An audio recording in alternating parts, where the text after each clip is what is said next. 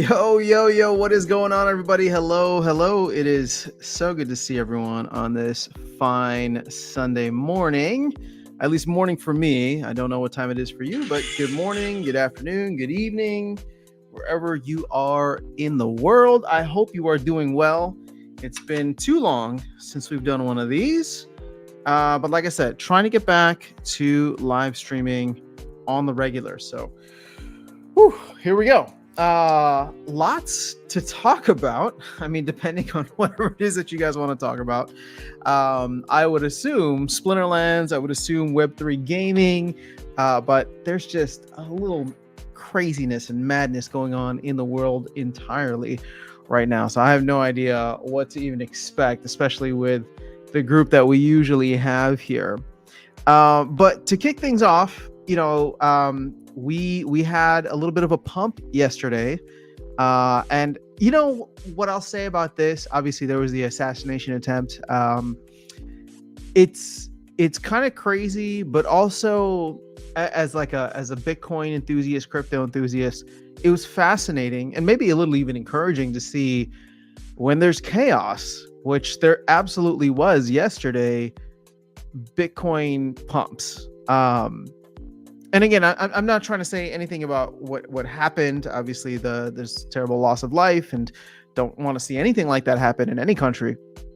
But what I'm trying to get at here is the fact that Bitcoin and crypto were kind of doing what we were hoping they would do. You go back to the pandemic, for example, and when things started shutting down, Bitcoin just followed. Which again, it's going to follow the market in many ways. But I don't know. There was it's like a little bit of chaos yesterday, which I guess we were very close to a lot of bit of chaos.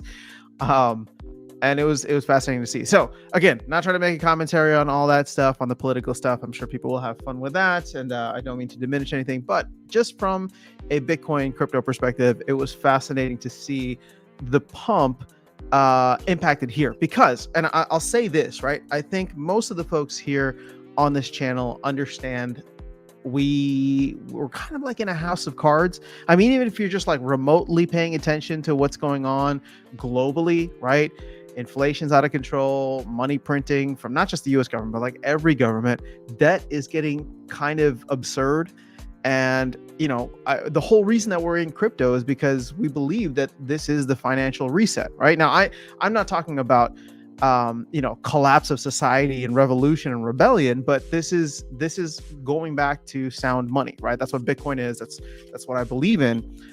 So when stuff like that happens and potentially breaks down, it's good to see, I guess, the resiliency of the network. And I'll leave it with that so we can jump into the chat, because I'm sure there'll be a lot of folks here with many things to say. So Fusion Sound, let's go. SPS gonna pump, man. I hope so. DJ, what's going on? Good to see you here, man. Alex is in the house too. Yeah, the shooter was just a bid outside. Bob Euchre, Major League. Gotcha. Fair enough. All right. So I'm sure some people are going to have a lot of comments to that. We'll try to keep it not controversial. All right. Fusion Sound said, I had the same thought. I went to check the BTC price. I was a little shocked it was up. So what's funny is I was not even following what was going on in the news. I was actually in a session. So my phone was on do not disturb. And then of course, just because out of habit, right? I immediately just go not immediately, but I just regularly go check the Bitcoin price. And I was like, oh, this thing's up to 60,000. What's going on? And then I go to check my messages and I see people are, kind of freaking out about this. I was like, wait, what happened? And then of course I got lost in the rabbit hole. But yeah, like I said, it's good to see it respond that way, because we've seen this at least twice now, maybe more. But when the banks started failing last year, when we had a couple banks go down, that's when Bitcoin started pumping. March of 2023 is I want to say when things, in my opinion, and I'm just kind of parroting other people's opinions, but that's when we really started to see the massive turnaround, the catalyst, right? Because you had FTX in November of 22.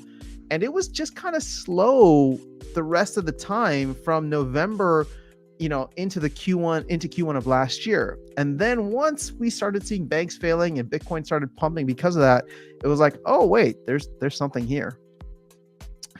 All right, People's Guild is in the house. Who's this guy actually streaming? I have no idea. It's been so long, I don't even recognize him.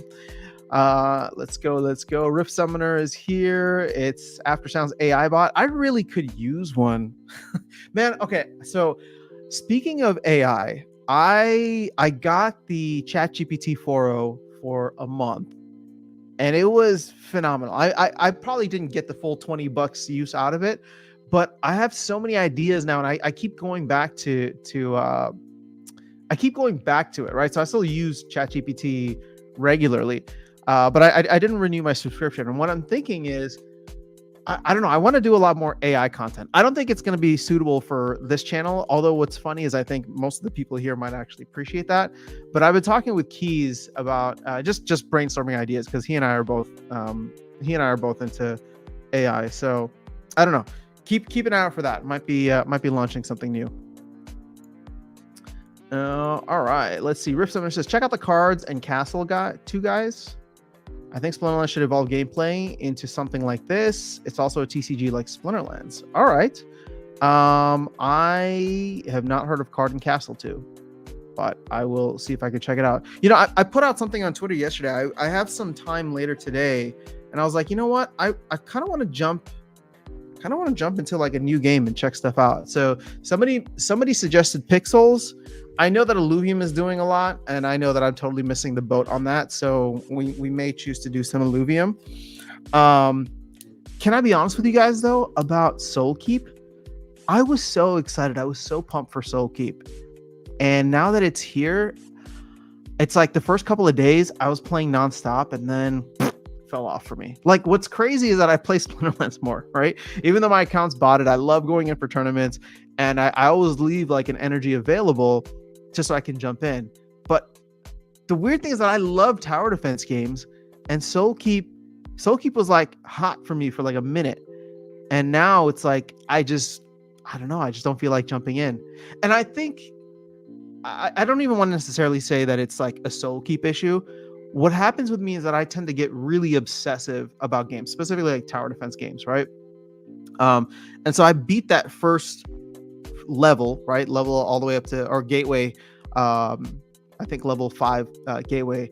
And then like mentally I was like, all right, accomplished. I'm going to come back to this, right? Once I'm like, have a little bit better understanding of the meta, and, I open up more packs and stuff. But then I never went back to it. So I don't know what that says. I'm not trying to say anything about the game necessarily. I think it's more my own psyche, but I'm curious to know if people are still playing that regularly. And a good something that you guys will appreciate here on the channel is Darkest Night's been playing like a lot. I mean, he's really, really into it. He bought one of the heroes. He's gotten a bunch of cards, right? So he's very much into the game. So for people who are worried about that, just know that he's into it, and he actually wants to stream.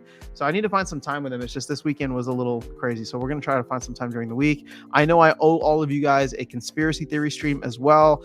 That's something that we couldn't do this weekend either, but we're getting around to it. I'm trying to get back on the horse with the channel.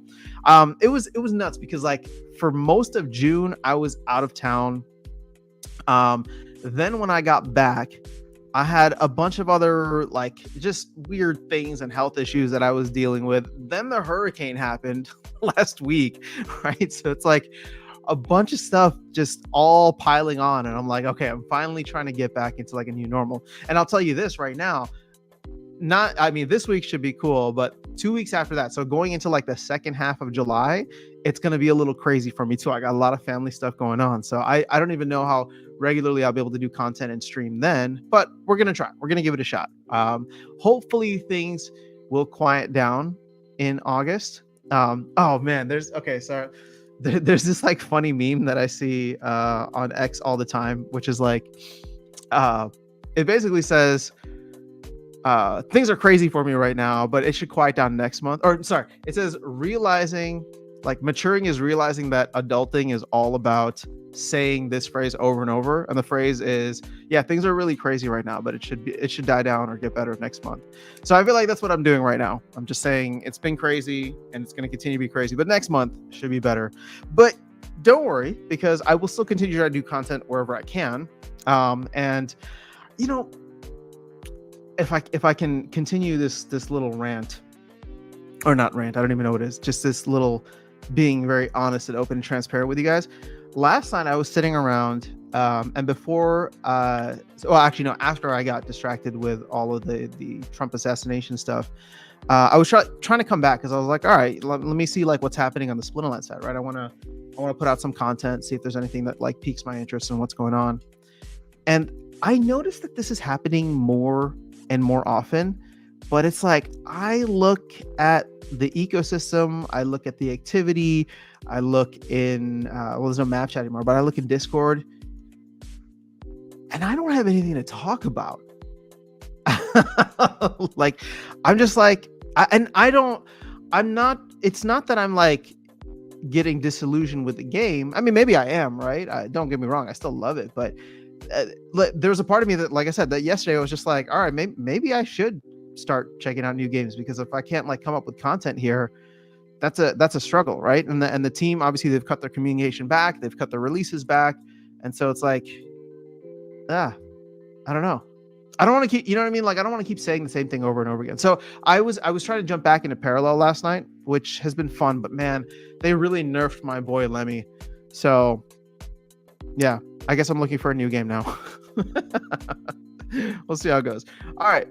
Pomp is here. What's going on? Present. KGM says on Immutascan, Goslin Chain is doing 3 mil a week with over 2 million unique accounts. Does that prove bots are great for the economy and platform?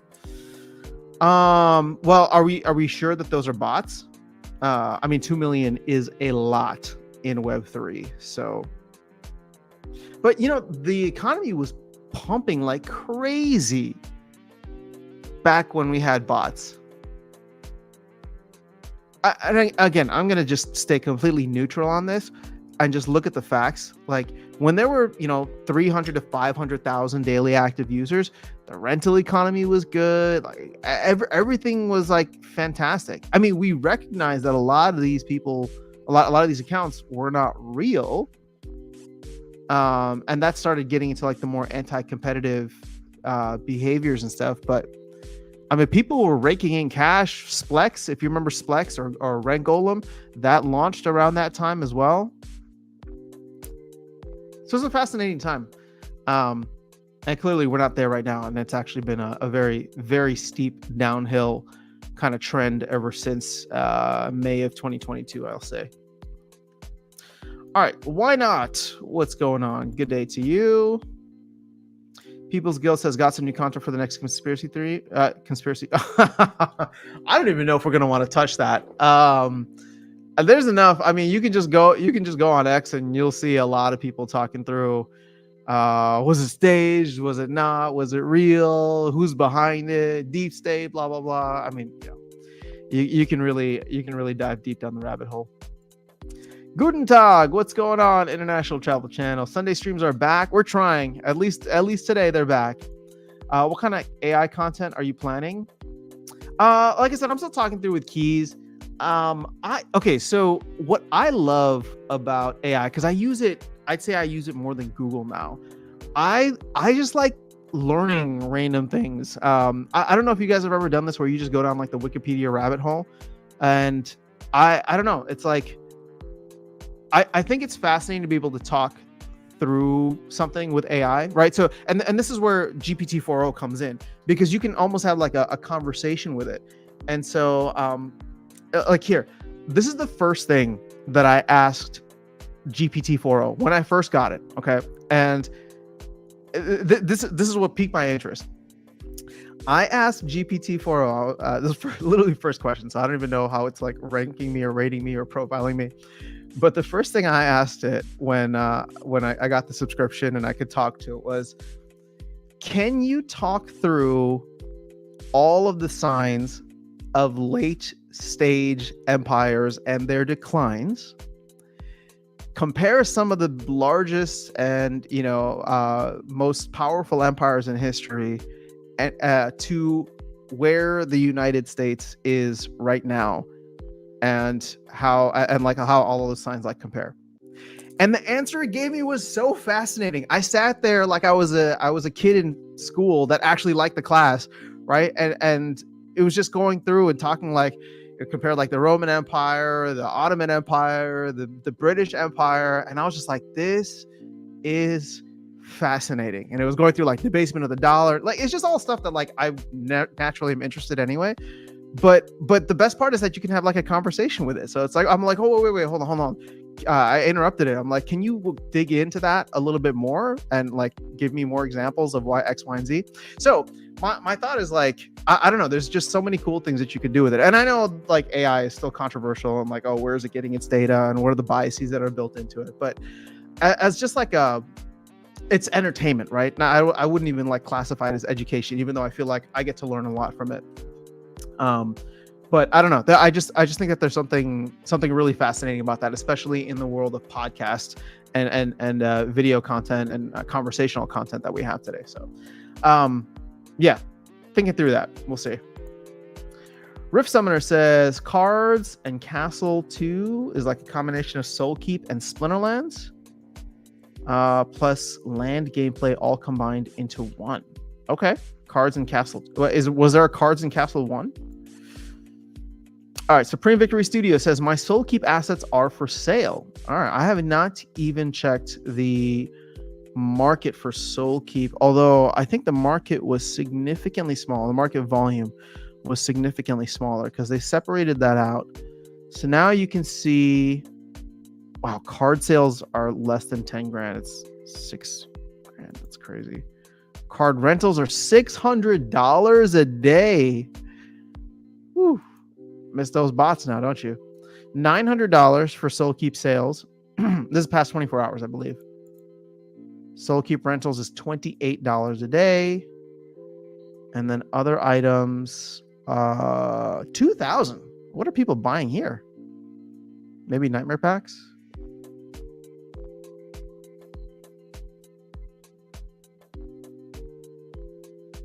All right. I don't know if my computer's just being slow or what, but that was weird. Oh, speaking of which, my computer's working again. So I'm not buying a new laptop just yet. We're gonna deal with this old crappy one until the wheels literally fall off. Joffrey, what's up? All right, Phase 2 airdrop ends July 19th. That's coming up soon. That's this week for Illuvium. Oh, well, I totally missed out on that. I have to go watch Bulldog's content. I know he's been doing a lot of Illuvium stuff. Monthly town halls should go back to every 2 weeks. Yeah, I don't think that's going to happen. I don't know that Matt likes the town halls. I mean, sorry, I shouldn't say that he doesn't like them. I don't think I think for him, it's a lot of work. If I had to compare like Matt and Aggie on like a personality type level, like Aggie's definitely more of the extroverted type, right? Matt seems much more introverted. So Aggie, I think, would get a lot of energy just from like interacting with people, right? In the same way that I like doing the live streams. Whereas I think Matt views it as probably, well, it's not, I mean, it's probably personally draining for him, but I believe it when he says that there's also a lot of work that goes into setting these up and the team having to have things available and all that. I don't know how much work, but if you think about it from the fact that we went from weekly town halls to monthly town halls, that's essentially like 6 hours a month that the team, well, specifically like Nate, Rondon, Investigator, and anybody that like would pop in, that's like 6 hours a week that they get back. Sorry, 6 hours a month that they get back in their schedule. So, productivity and all that. All right, Rift Summoner says, also add in Parallel or Gods Unchained into it since you have a base to defend rather than your hero. That's interesting. Somebody was showing me pixels today. You could like plant stuff and I don't know. It's interesting. You know what? I just need to like do some research and see it. When I was talking with People's Guild podcast a little while ago. Oh wait, I don't know if it was me or maybe I was just listening to a podcast, but I think Bjangles like looked up top crypto games and Splinterlands was still. Sorry, I don't know about Splinterlands being in the mix, but Axie was still at the top. So is anybody playing Axie? Oh, I need to reach out to Rooney Foyer, just because if I want to get involved with Ronin stuff. All right, a podcast from After Sound of Bjangles about any topic would be awesome. Dude, Bjangles is, I say this all the time, and I'm not trying to blow smoke. Bjangles literally is like one of the best interviewers. I love listening to the way he navigates and guides conversations. So always happy to chat with him, but even still, it's just, if he did a podcast on anything, I'd find it fascinating. Cold as, what's up? Fusion says liquid SPS ticking down 4 million in the last few days. That is not something that I am tracking. So you're talking about this number here, 538 million. Yeah, but you know, it's still too much. Until new players come in, it's just too much. So where are we on the vouchers thing? How are people feeling about vouchers? Because vouchers are going up in circulating supply again, which is not great. And they're going down in value. So that's also not great. Are we getting rid of them? Is that what people are voting for? Or are we voting with Bjangles?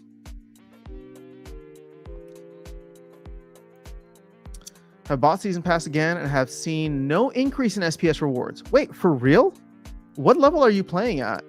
And how much SPS do you have stake pumped? Because I used to win like 3 to 5, and now I win 5 to 7, 5 to 8 sometimes. We'll just say 5 to 7. So it's gone up for me significantly. The problem is, okay, if you're looking at it like, oh man, I went from making 1 penny to 2 pennies, yeah, it doesn't seem like a lot. But if you think about it where you're just like, I'm making, 100% more, I'm making double the amount that I used to make, the percentage gain is significant. It's just, SPS is down in the gutter. Wibble wee, what's going on?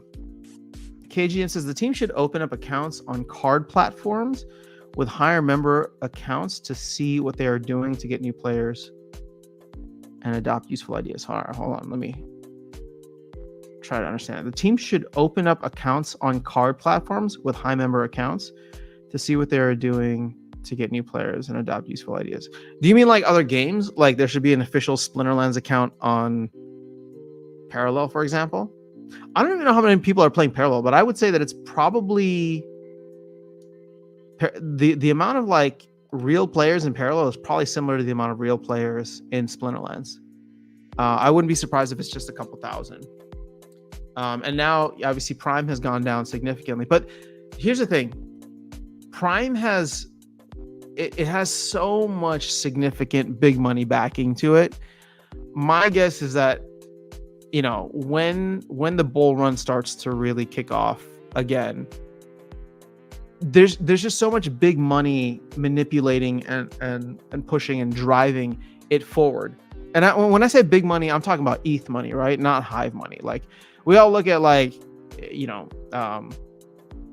SPS whales or, whales on Hive. And it's like, nah, like that's like, there's levels to this, right? Like even Crypto Eater, how much is this right now? Hold up. I'm curious.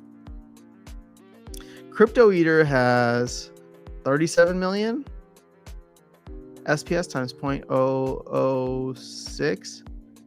So Crypto Eater has a cool, like almost 500,000 in SPS. If I did my math right, hold on. 37 times 0.006. Yeah, so Crypto Eater is sitting on a good like 222,000. And if SPS were to go to a couple cents, I mean, he'd be sitting pretty. But that's just $200,000. That's just $250,000. Like when we're talking about ETH whales, we're talking about people who have like literally tens of millions of dollars in projects that can move things left and right. And we're not even talking about like crypto firms, or crypto whales. Also, we're talking about financial firms and VCs and all that. So, for a lot of those top top tier projects, I expect them to move violently when things get started, and I just hope some of that will trickle down to us. What do you think about the proposals about vouchers after sound? Oh, I was just asking you guys that. I'm really on the fence about it. Vouchers are the only thing in the game that are technically unlimited. I mean, technically DEC is too, but there's certain safeguards in there.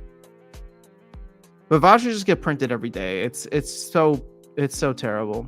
Like I agree, because I am torn about this. I voted yes to both proposals, and I'll be curious to see what things look like when it actually goes to a real vote. Because in the spirit of like what vouchers were designed to do, I agree with Bojangles, right? And I think that it's like there's broken promises and yada yada. I don't even buy the whole like broken trust thing, because I don't know who it was who said it, maybe Crypto Eater, but it's just like, I mean, the team's broken trust, right? On a lot of other things, they've changed things around. So I'm not even like trying to throw shade about that. I'm just saying, like, at this point, I'm not even looking at it like, oh my God, this is the last straw. Like, I'm just holistically, objectively trying to think like, okay, like it's not about breaking trust. It's just, these were supposed to be something really cool. These were supposed to be access for holding and staking SPS. And then they just turned into just this absolute shitcoin over the past couple of years, because they were given utility as a discount token, which is just actually awful, because it's literally the antithesis of having a VIP access token. So in that spirit, I agree. It'd be awesome to like do something. I've even given some ideas out here, in terms of like, make it so that like, I mean, there's 14 million vouchers printed every year. Make it so that they can only buy the promo cards and pay the team, right? Give the team $1 million a year to make 4 promo cards, or however many promo cards that money can buy, and have that eat up vouchers, right? But at the same time, I look at where Crypto Eater is coming from. Again, just being completely objective about this and not crying over spilt milk. And it's like, man, all those promo cards that the team could be doing could just be burning DEC and activating the flywheel. And I want SPS to go to the moon, just like anybody else and everybody else. But I want it more than anything else, right? So yes, I enjoy the game and I have fun with it, but I want SPS to go to the freaking moon, right? It solves so many problems within the ecosystem. It would be nice for me personally, right? And so I'm just, in my head, I'm like, that is the nuclear option, but you almost have to look at it and say, hey, if we're throwing out radical ideas, I'm actually very open to radical ideas at this point, where just remove it. It's vouchers are a failed, idea. They've caused way more damage in this ecosystem than I think people realize. And by ripping the Band-Aid off, rather than trying to like, I don't know, I'm lacking for metaphors here, but by ripping the Band-Aid off and just cauterizing the wound, I'm not even gonna try. It would be better for the ecosystem overall. Not even that we get to peg right away necessarily, but you just don't have this drag. And the Bitcoin maxi in me likes it too, right? I want to see less tokens.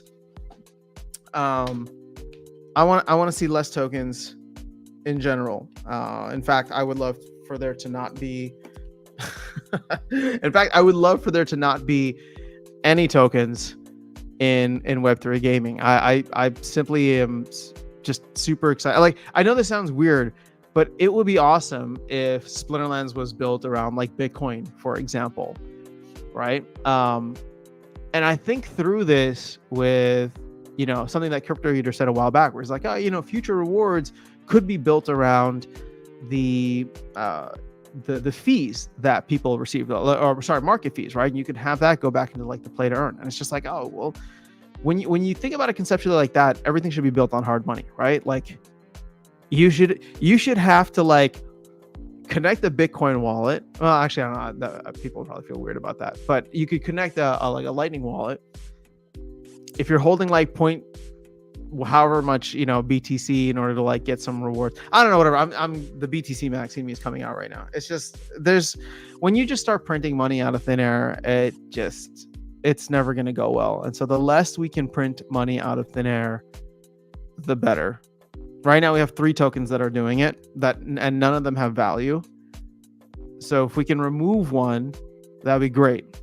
In the long run, if we can remove 2, that'd be fantastic. And if in the long run we can remove all 3, I would be ecstatic.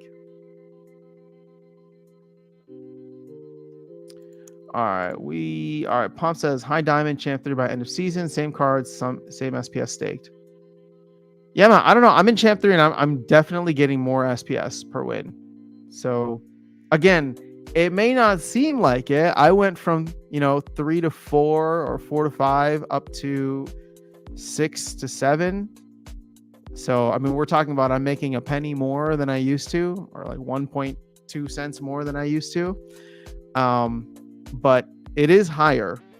And I think that the curve is just so exponential that unless you're playing at the top tier, you're not going to be making that much. Sorry, it's not about making much. You won't see the increase as much. International Travel Channel says, "Destroy all vouchers. They just inflate the value of other tokens in the ecosystem and take utility away from them." Yeah, I mean, at the very least, that's not incorrect. RedX says, "Just saying, yo, auto-like trigger." Thank you, RedX. Appreciate you. "I'm not investing SPS at the moment. I have enough cards and land looking at BRC20 and Solana ecosystem." All right, cool. What are you looking at in the Solana ecosystem? I have not been following what's going on there, but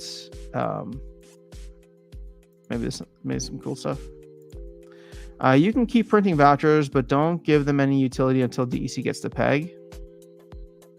I think you just need to separate them from DEC regardless. Like, if DEC is being offered somewhere to burn, the vouchers just need to have their own utility. And unfortunately, that creates more work for the team, which I said, I don't mind if the team gets compensated for it from the DAO, because that's the DAO providing for its own token at that point, if we really want to keep vouchers.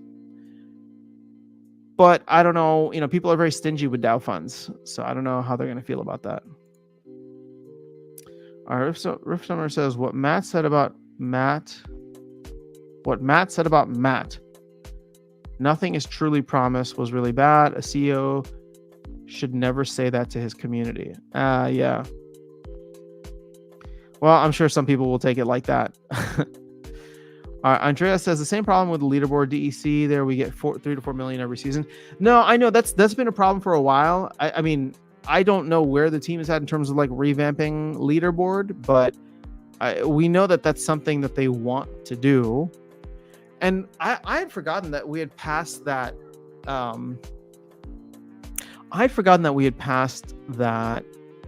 Proposal a while back to swap it out with Rebellion packs.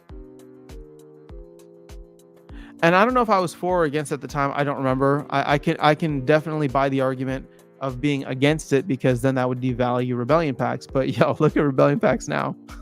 So maybe we should just give them out in chests. Then people would be happier.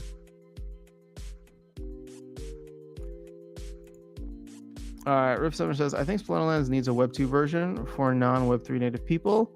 Then they enter the Web 3 version of Splinterlands later when they decide to finally buy their spell book." Well, the team is working on this. And was it the last town hall where Matt said that they wanted to like ultimately create a free-to-play version where people could come in and they could earn just soulbound stuff, and they could do all of that without having to buy a spell book.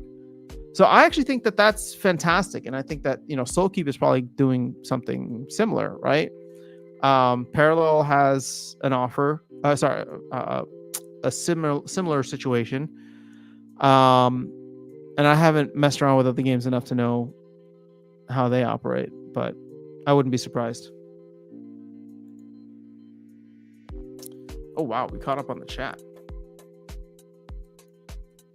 All right. So let me take a moment here. Let's see where things are at. Ooh, we're back above 60K. That's exciting. So going back to winning here, Pomp, let me see if I can show you. I mean, I gave you the numbers already, so it's not like I'm lying, but like here's my last ranked win. I made 5.5, right? And I I don't know how to go back and see how much I made per win previously, but I remember that it was like in the 3 to 4 range, sometimes 5 if I was like on a streak with all my promo cards and gold foils. But now it's just like whenever if I'm on a streak and I have, you know, promo cards and gold foils, I can win up to 7 or 8, which is nice. Let's play battle, shall we? Oh, I should have set up a tournament today. Sorry about that, guys. I don't even know how many people participate. I don't know what I got to do to get access to ghost card tournaments. I really wish that was something that was available for all of us.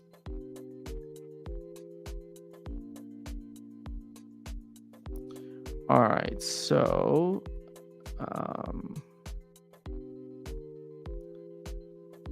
I kind of want to do. All right, there's no healing, but I kind of want to go crazy with this dude here, this dude here. Oh man. Oh wait, I don't have enough mana. I need 21 mana.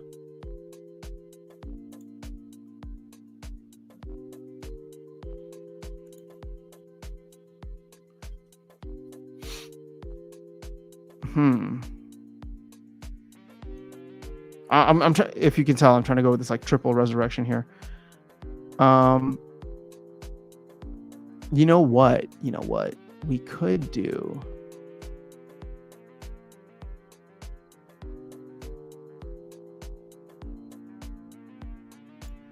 We could just do Quicks the Devious.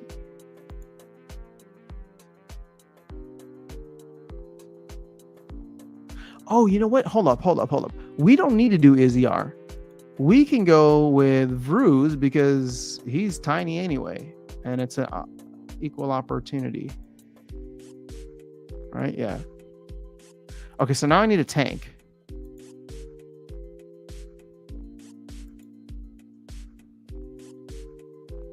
Okay, we're gonna go with this dude as a tank. Oh, actually, we're gonna go with the Chihuahua. Ooh, Chihuahua Walla, oochie bang bang. All right, hold up. Let's put that there. I want Vruz. How do I want to structure this?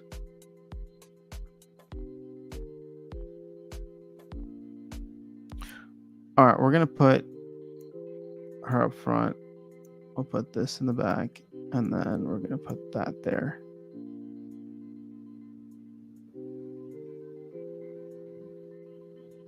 I don't know. Let's see how it goes. Oh, don't you just hate that? I just realized Magic Reflect. Oh my gosh. Oh, why would I go with Chaos Dragon? And then why would I beef up? Oh, but you know what? This is going to work out in my favor, hopefully, because they were probably not expecting me to do heavy magic. Oh, no, they did. Wait, they went magic too. What are you thinking? Hold up.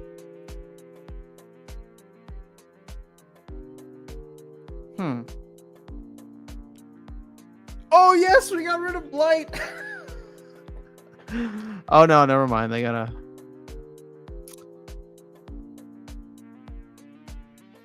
Okay. Yep.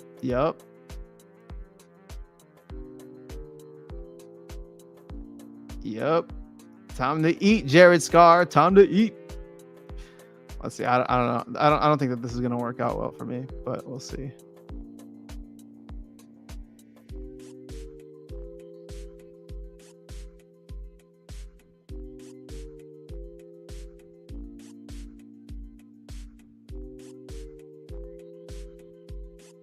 Interesting.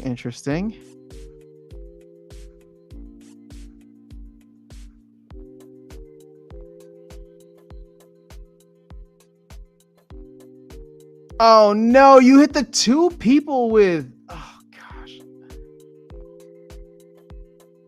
it's like you hit the two people with. Or actually, that was good. But you know what? I think I'm still screwed here because of what's that called? Force field. This double force field is killer.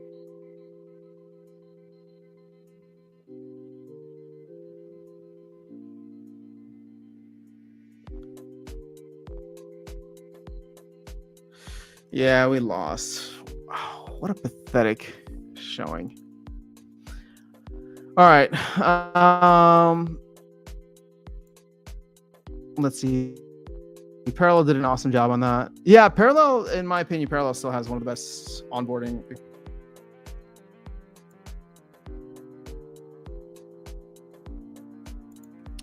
All right, Fusion Sound says, in regards to SPS price, governance tokens as a general narrative is unattractive.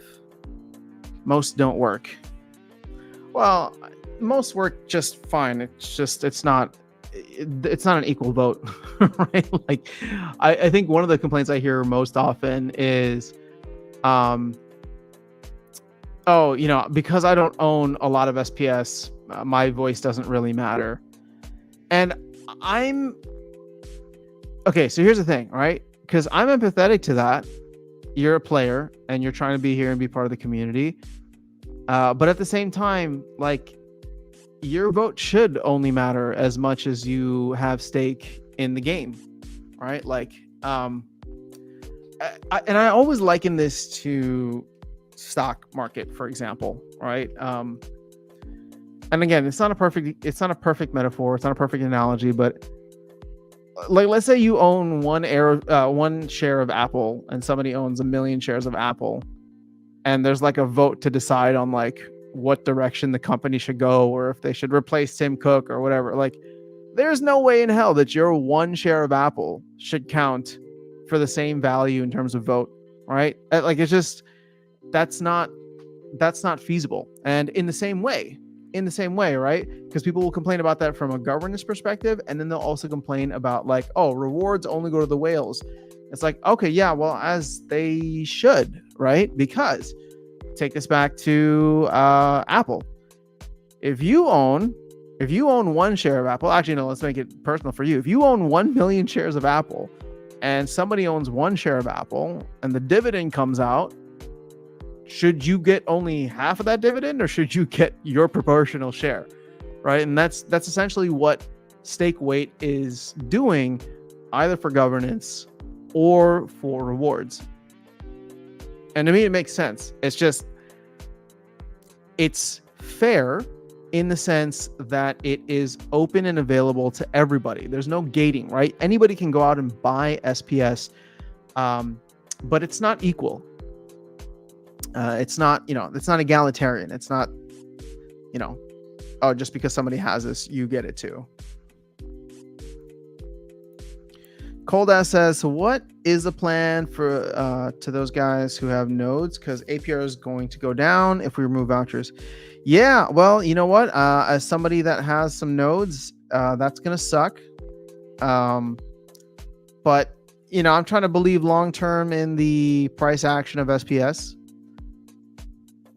And my hope is that if they do remove vouchers, hold on, let me just call this person back. If they do remove vouchers, my hope would be that they're able to take some of the SPS voucher pool and redistribute that. And it doesn't have to all go to node holders. Some of it could be redirected to SPS stakers too, because if you think about, like, SPS stakers are losing out there as well, right? They're supposed to get 20,000 vouchers.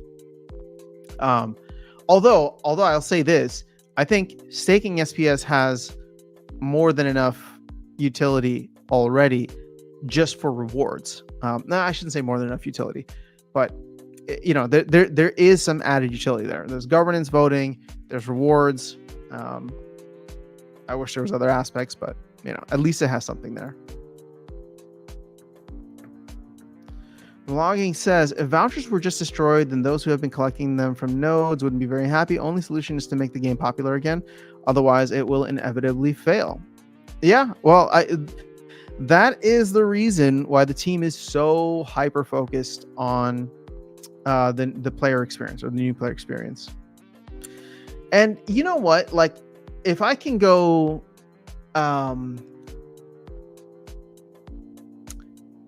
if I can defend the other side of this for a second, because a lot of people were like, oh, there's so many tokenomic changes and blah blah blah, all this and that. Like, they need to focus on the game. And now that they're focusing on the game, everybody's just like, well, look at the asset prices. They're falling, they're falling apart, right? I'll say this. I mean, from a competitive standpoint, compared to a lot of the other games out there, yes, they would need to do a lot to make the game enticing and to have, to make it so that people would stay around, have a higher retention rate. But all of us figured it out last bull run. We all came in, we all figured out how to play. There weren't as many people around, and there definitely weren't as many content creators either.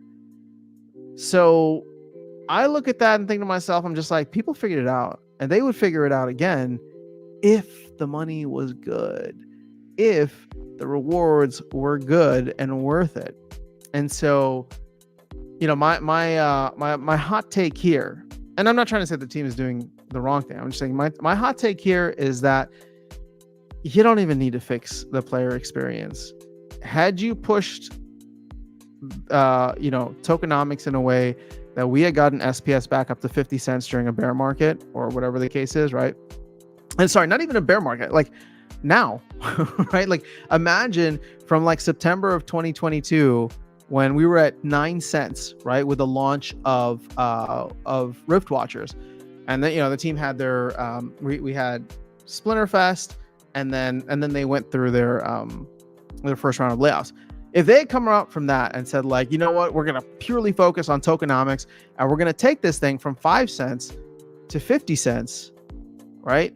And they had done that between, right, the collapse of FTX all the way until now. And there's many tokens that have done 10x's. I mean, even look at Parallel. Parallel went up 10x too, right? Actually more than 10x, almost 15x. The Prime token. They could have done that. And imagine people winning 50 cents per game, or not 50 cents, 50 cents per SPS, right? Not how much they were winning per game. That would have drawn people in. And you wouldn't have needed to do anything outside of just let people know that you can make a killing in this game. But the team is trying to take a much more long-term look. I respect that, right? This game's been around for 6 years. They want it to be around for many more. And so they're trying to add to the experience rather than just, tinkering around with tokenomics. Because the truth is, a lot of stuff that they ended up doing, tinkering around with tokenomics, didn't end up working. If you think about it, we were tinkering with all the wrong things. Like, vouchers should have been shut off a long time ago.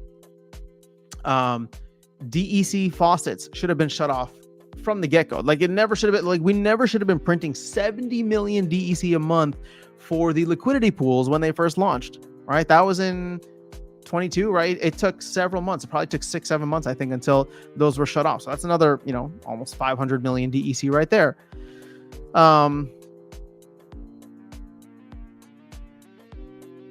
Soulbound probably would have been a good move.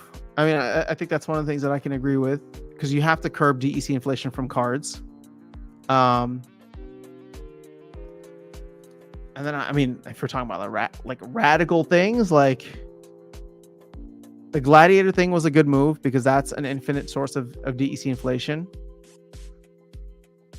Like, it would have been unpopular, but I think it would have been worthwhile to pass, or to at least try a proposal to say Chaos Legion reward cards, not the non-soulbound ones, right? The ones that are tradable, that we should remove the burn value. In fact, that's something I still think that we should do, right? Because if you think about it, who has those cards and who's sitting on those cards, right? People who are sitting on those cards, if they want to burn them for DEC, they can.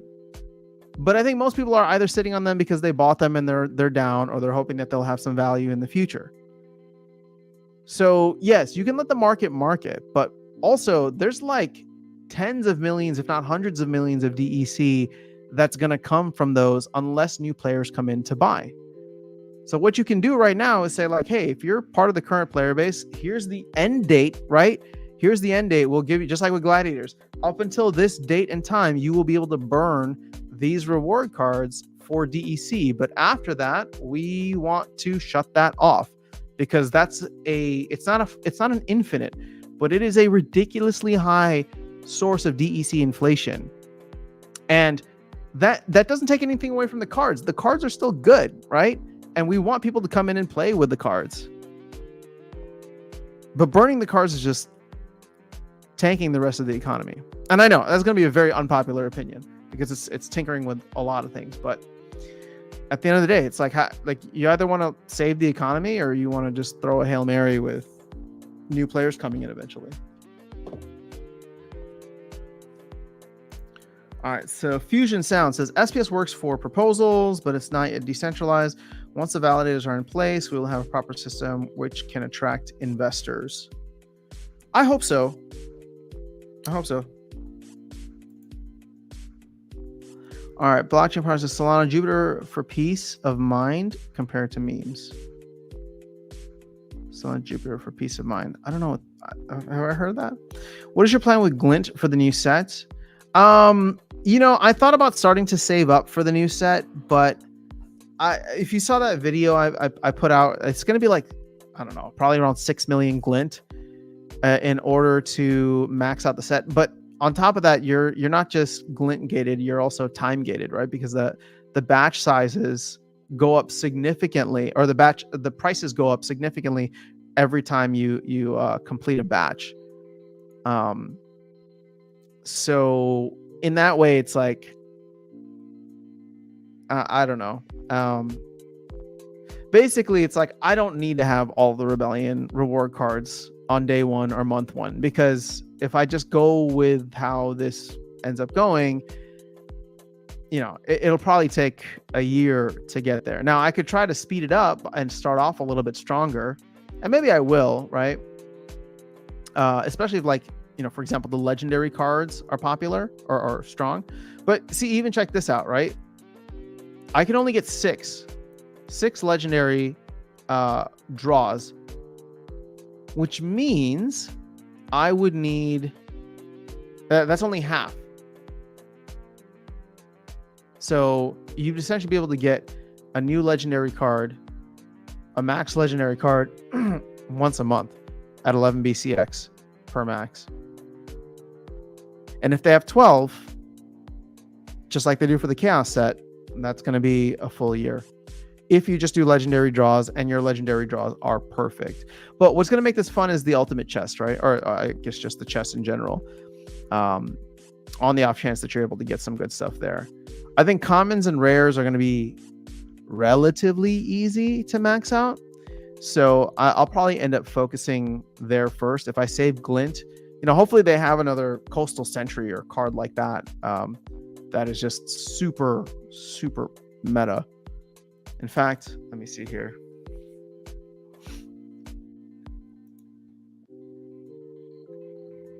Oh, and they had the Martyr cards too. So here, own Soma. Oh, excuse me. Let's do commons. Okay. So of all these cards, I use obviously Fungus Flinger is fantastic. I use it all the time. I use Coastal Sentry and Swamp Spitter both a ton. I don't really use Possessed Puppet. I'll use these guys sometimes, the life ones, but it's like much more specific. I do like Ferox Defender. I think his ability set is actually very complementary, or it's very well stacked, and it's complementary with a lot of other cards. Firecaller, I'll use that for the Martyr as well. Gobson Bomber, I don't use as much as I thought I would. Just it's a recharge, so it is what it is. And then Dumaki Orc has its use cases, especially in like non-magic games. And then rare. Well, this is not fair because you have all of the summoners here, and I loved using the gladiators, especially early on and in lower leagues. But outside of them, let's look up here. So I don't use Madcap very much. Riverboat Captain, I'll put as like a medium. Ravenhood Warden, though, this is a fun one. Because you get that Inspire. The Protect and Inspire are really fun to use. War Pegasus, I do use that decently well, but no to Firewatch Devil. And I use the Muskrat or Marksrat for the Martyr. So in looking at that, there's actually a decent amount of cards that have become very, very powerful within the meta. Well, actually, I mean, at least for me, but I'm sure I'm not the only one that uses them. So my thought is, for people who are saving up a ton of glint, you should technically be able to get a lot of, or you should be able to max out commons and rares relatively quickly, at least commons, right? Because if you think about how cheap these chests are, right, the minor chest, yeah, you can get a bunch of garbage in there too. But it's like you can get 400 here, which is really just one maxed. But after that, right, after you do this, I think it only goes to 150 glint. So it's not that much more expensive if I'm thinking about this the right way. So you could essentially for like relatively cheap, you could knock out 400. So you could get 2 maxed cards per season just by paying 100 glint and then 150 glint. And then if you're willing to pay more than that, you could probably max out all the... I would imagine many people will have commons maxed out relatively quickly.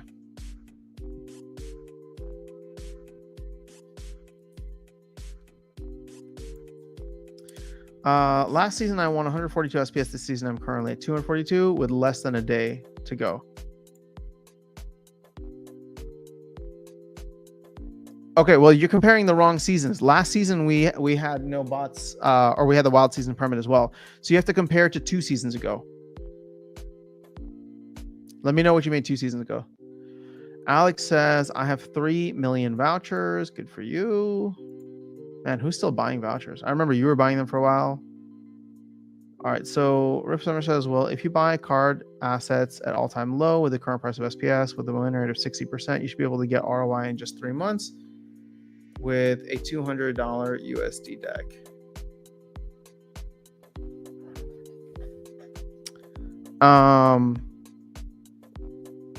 This is an interesting calculation. I'm wondering how you got to all these numbers, though.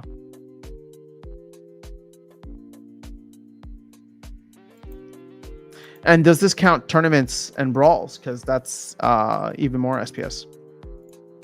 Streaming 3 times a week intro is fighting back, I see. Yeah, what's up, Fastmon? We're trying, man, wherever we can. Summer's been unique. Fusion says, first, the team fixes the new user experience. Second, the team introduces Web 2 version. Third, skins. And then SPS to the moon. Yeah, I would love a Web 2 version that I could point people to. Because I think the game is fun in and of itself. And it's like, if people could just play that, I think they'd have fun with it. All right, saving glint is dumb because then you get all the cards on our board the next 2 years. I would disagree with that because winning is fun. It's not boring. And if you have a competitive edge over everybody else because they don't have the cards, your win rate should be higher if you have the skill set to use them, or you have the bot with the skill set. Gathering the Magic, what's going on? Hello. Jason Jenkins in the house as well. All right, so we've been on for about an hour. I don't know if I can do the crazy long 2-hour streams I used to. So we can start to wrap this up because I'm hungry. I was up early this morning, went for a run, hit the gym, feeling pretty positive. I got a lot of work done as well. So it's been a good day. It's been a good weekend so far.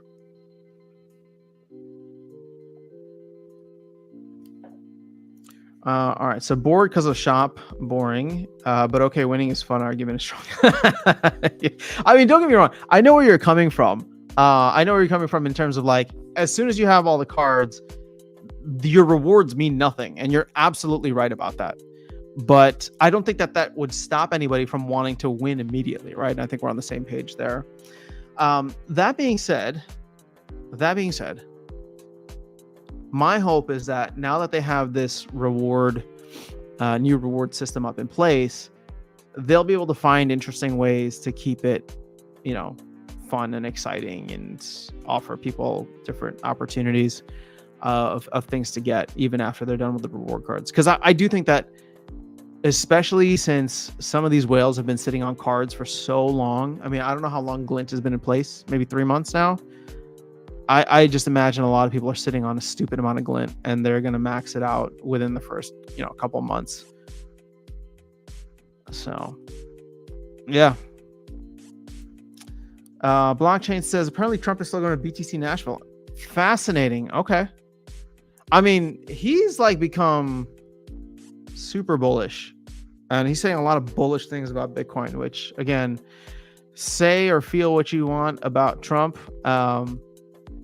I'm just glad that Bitcoin has entered into the political conversation. Actually, I hate that it's been politicized, but I appreciate the fact that people are starting to wake up to it and understand it, and are starting to realize that, certain protections need to be put in place, and that's part of the conversation now.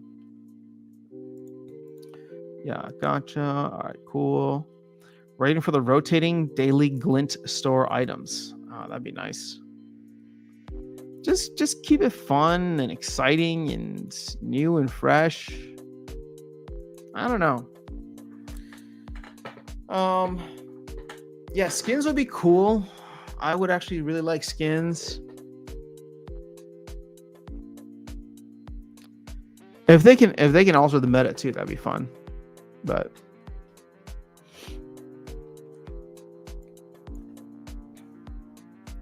BTC is protecting wealth, not making it now.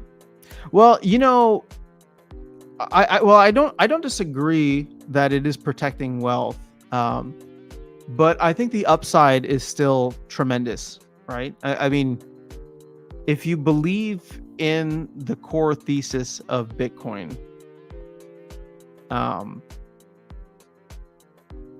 let me put it this way. If you believe in the core thesis of Bitcoin, let's say this, at some point over the next, I don't know, decade, and again, this I don't know what I'm talking about. It's not financial advice, but at some point over the next decade, I think we would all, if you're in this space, you believe that Bitcoin is going to go to astronomical heights, right? Let's just say $1 million per coin. That's roughly a 20x. I mean, it's a little bit less than a 20x from where we're at right now. I would be hard pressed to find any other asset that I would feel that strong conviction of in terms of this thing is going to do a 20x over the next 10 years, and have the conviction to like back it up and, throw money at it the same way. And if you do find it, I mean, I'm not saying that there's not other ways to make money. I'm just talking about like, if you're in this space and you have conviction about Bitcoin, it's like going to $1 million is a no-brainer, right? Unless all the governments in the world stop printing money and figure out, how to balance their budgets and get themselves out of debt, which I don't think anybody believes that's going to be happening. But unless that happens, right, you know that this is literally the hardest asset out there.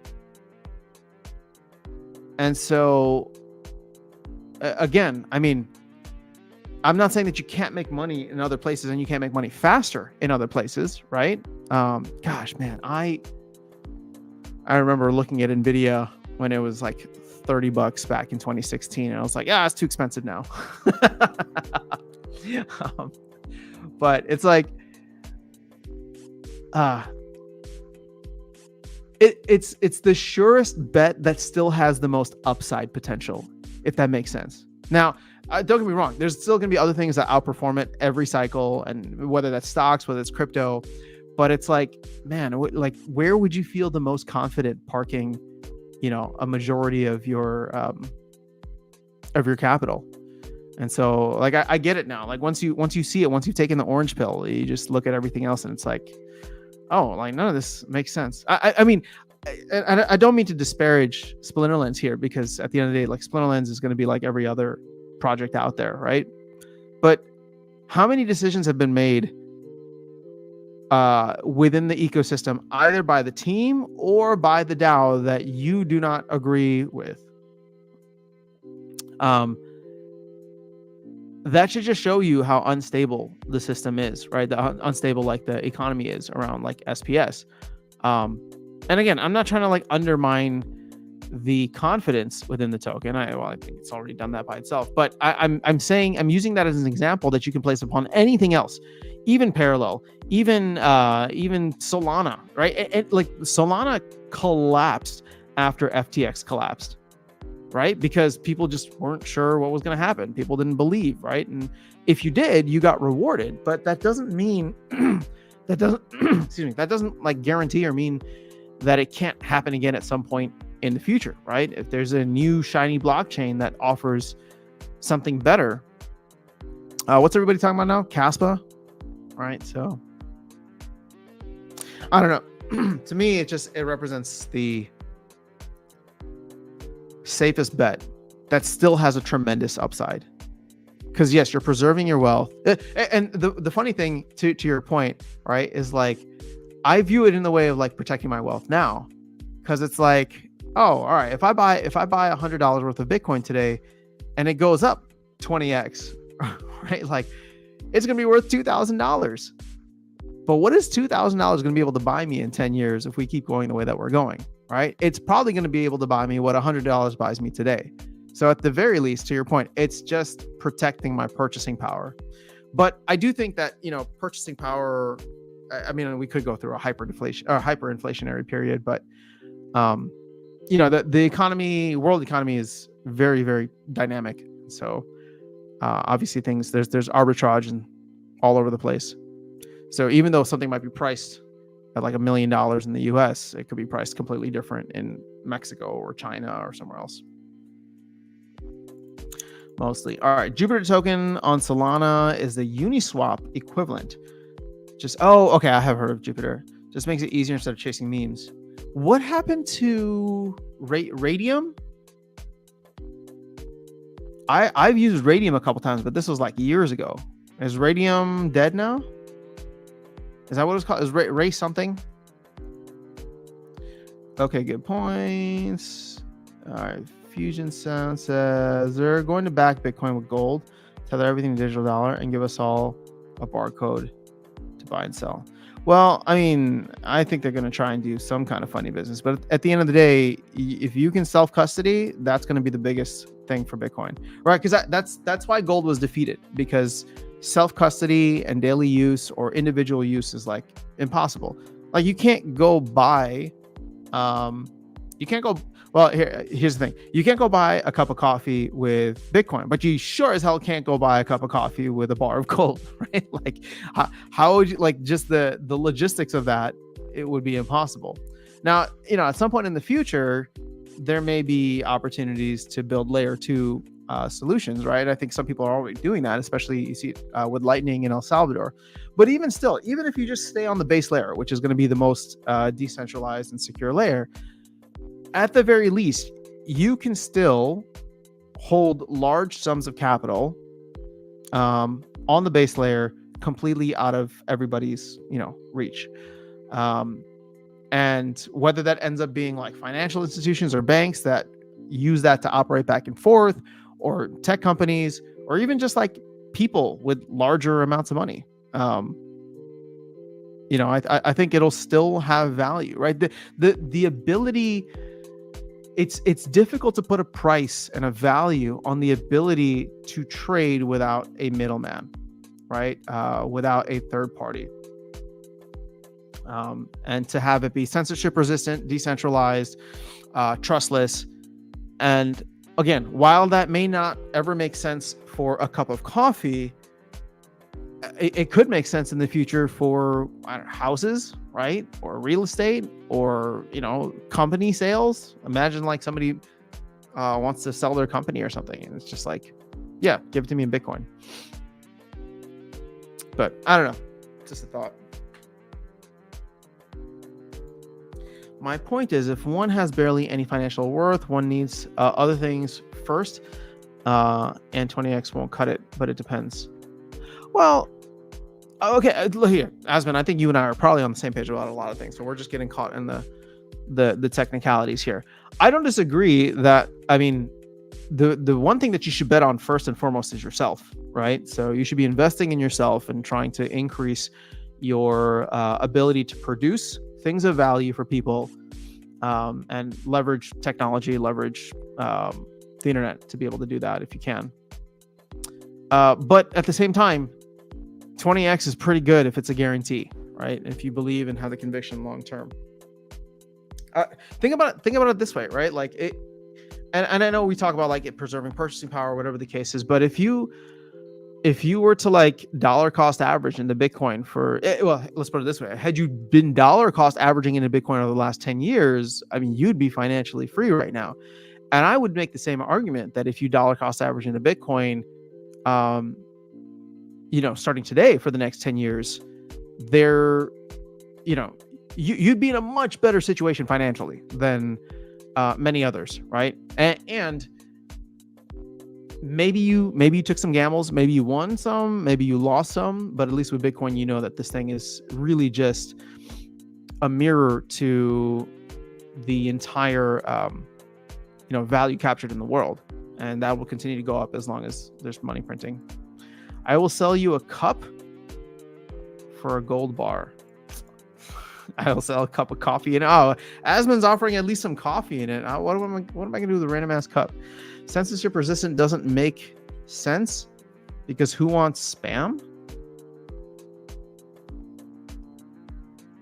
I don't know what you mean by censorship resistant doesn't make sense because who wants spam? Well, let me go to your other comment here. If you dollar cost average in tons of sketchy investments, you would likely be worse off by now.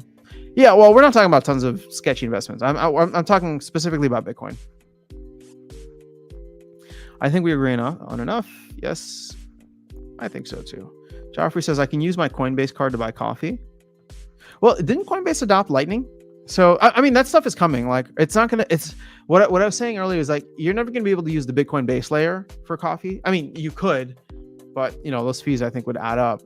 But the second layer solutions on there, I think are going to be, or they're already being implemented, right? Go to El Salvador. And I don't know, when you use Coinbase, are you using Bitcoin or are you using USDC?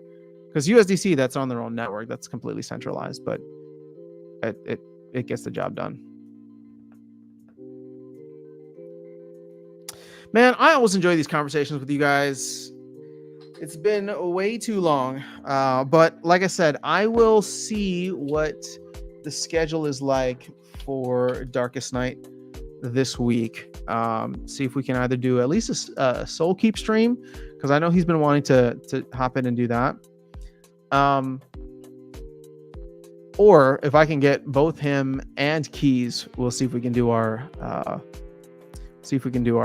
conspiracy stream. Now I'm going to shoot for that, because I'll tell you right now, I won't be able to do that.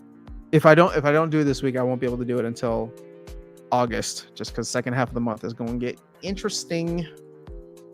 Wait, hold up. 4% back? Spending anything? Whoa. Wow, I need to get this card. I saw that people going crazy about the Robinhood card for 3% back. Have a good one. All right, KGM, you too. I need Darkest Night. The Soul keeps streaming. That game is better than Splinterlands. I'm glad people are having fun with it. I need to jump back in. All right, guys, have an amazing rest of your day or your weekend, whatever time it is for you. Like I said, I'll try to come back. I'll try to do another live stream. Probably not in the morning, but with Darkest Night, it'll probably be easier in the evening. So we'll see if we can do something later this week. But is it Town Hall week? I think it is Town Hall week, right? Is this the third weekend of July? Oh, let me see here. So we should have hopefully some things to talk about. Ooh, okay, hold up, wait, I'm almost there. Plan maintenance, yeah, July 18th. All right, away from the July town hall, and I'm hoping that we get some big news. I'm hoping that we get some information on Soulbound unlocks, as well as the new Rebellion reward cards and a time frame for that. Granted, keep in mind they said summer, right? So that could go all the way into next month in August. But I don't know what else. I don't know what else they'd have right now. I mean, maybe it's like the new player experience with the tutorial, which, I mean, it would be cool, but I don't think that would make any of us excited. But at the same time, it's like it just needs to get done. So if they get it done, at least we can look forward to like other stuff that they'll be working on afterwards. All right, guys, have an amazing day, night, whatever time it is. I'll catch you all soon. Peace.